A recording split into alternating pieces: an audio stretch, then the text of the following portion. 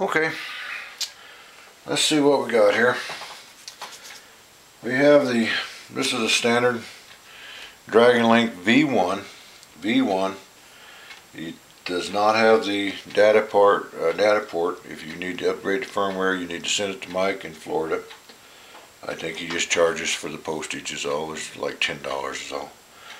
So right now, the ship date on this one for me, it was actually shipped on January 2nd of 2012, so I've had it about, what, 16 months or so, somewhere around in there. I'm not real good at math. And then I sent it back to him in August 23rd of 2012 and got the latest, greatest firmware at that time.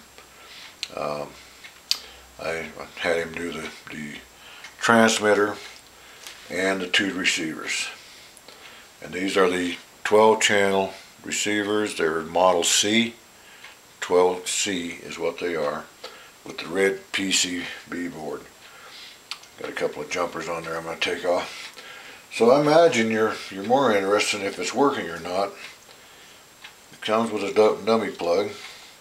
So we'll take that off. I could leave it on just for the bench. And we'll put on the regular DragonLink antenna here. Little floppy rubber duck. Plugging it in here. It's just a standard servo. You can also use the trainer port on a Futaba or Spectrum type of radio or Turnigy. So, you know, I'm going to have to bind these, I believe, so I guess I'll show you how to do that first of all. When you bind them, there's a button up here, and you hold this button down, turn everything on. The red light will come on, give it a second or two and release it, and then the green light will start flashing. That's bind mode there. That is bind mode. Once you're in bind mode with the flashing green light like that, you simply plug in the battery and you try to observe the correct polarity.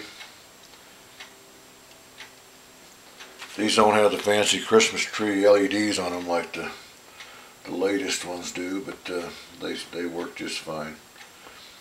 Okay, so you're plugged in there now. You got power to both receivers. You got your flashing green light. Turn it off, and I always undo these. I start totally new from a fresh boot. Okay, now we're going to turn it on to transmit. You simply turn on the light and watch it'll come on red and then it'll go solid green. Now it's solid green. Now you got your signal coming out your DragonLink and the antenna. So let's plug this in. Polarity is correct. And we'll plug this one in with the correct polarity. And we'll grab a couple servos over here. Plug one into one.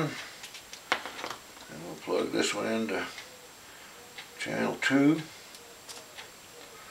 And I guess we could go ahead and do it on this one here too. Channel 1. And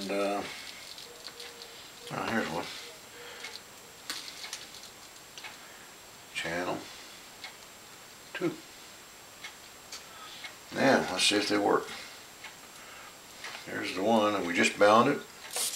Looky there. It works just fine. The other one, I don't know if you can see that one or not, but this one here, receiver, is also working just fine. Okay. There you go. That's the way you bind it. That shows how it's working. And that's what I got, boys. Take these batteries and undo them. Always use either the rubber duck antenna, or you can use the dummy load there for range checking or working on the bench. These 2 little jumper plugs, they go on there when you're calibrating, which is what you should do when you hook it up to your radio the first time. You should run it in calibration mode for about 15 minutes or so and then bind it. And I do have the LED codes written back here. This does not have a micro mode. That's what the dummy load's for. So just disregard that. There's no micro mode on this particular transmitter. This is the latest DragonLink, and this one does have a micro mode. So that's the reason that's on there. Just disregard that. There's not one on this one. Okay, so you calibrate it. That's the alternating red and green. If you want to change the ID, you just continue to hold this as you power it up until the light goes out, and then you change the ID on this unit. If you're having, trying to fly with another DragonLink guy and you guys are maybe getting a fail safe here or there, either you or him or both of you can change the ID and then rebind it and try that, and hopefully the fail safe should go away. So, but you probably already know that if you're flying with another DragonLink guy. But that's what you get. 2 antennas, 20-inch, 2 receivers, no servos, and no Turnigy 9X. 2 jumper cables there. If you want to try to hook it up to Futaba, this is not included, but you can buy these from Mike. This goes into the Futaba trainer port. It's got the square or rectangular trainer port, and then it plugs into here like that. You can buy those from Mike for $5 or $6 or whatever they are. So that's it, guys. Thanks for watching.